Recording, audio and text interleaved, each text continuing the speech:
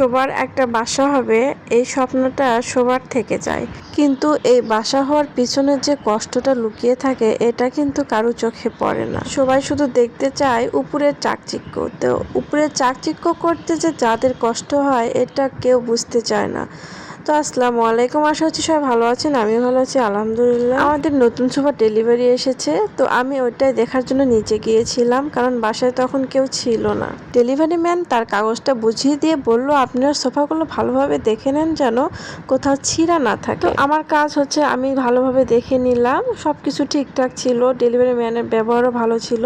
তাকে বিদায় দিয়ে আমি সোফাগুলো আস্তে আস্তে উপরে নিয়ে আসলাম। এই লোকটা একাই সোফাগুলো নিয়ে এসেছিল, তার অনেক কষ্ট হয়েছে, কিন্তু তার কাছে নাকি কিছুই মনে হয়নি, কারণ তার এটাই কাজ। কিন্তু সোফাগুলো অনেক ভারী ছিল, আমার কাছে খুবই খারাপ লেগেছে যে সে একা একা নিয়ে এসেছে। আমি অনেকবার বলেছি যে আরেকজনকে সাথে নেন, কিন্তু সে আমার কথা শুনেনি। সে বলছে তার কাছে এটা কোনো ব্যাপার না। অনেক পরে সে বলল যে আমাকে একটু সাহায্য করেন নামাতে, কারণ এটা অনেক ভারী। তো তারপর আমি হচ্ছে সোফাগুলো এক সাইডে করে দেখলাম যে আসলে দেখতে কেমন লাগে। তো এভাবে একদমই ভালো লাগতেছিল না।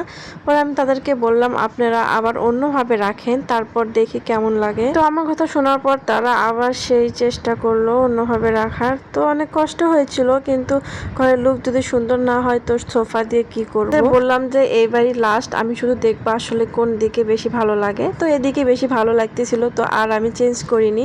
তো আপনারা বলেন যে কোন দিকে আসলে সোফাটা রাখলে বেশি সুন্দর লাগবে, আমাকে অবশ্যই কমেন্টে জানাবেন। এদিকে আমার মেয়ে অনেক খুশি, সে খুশিতে একদম সোফায় বসেছিল, বসে টিভি দেখতেছিল।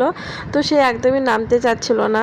তো এই ভিডিওটা যদি আপনাদের কাছে ভালো লেগে থাকে তাহলে অবশ্যই লাইক করবেন, কমেন্ট করবেন আর শেয়ার দিবেন। তো আল্লাহ হাফেজ।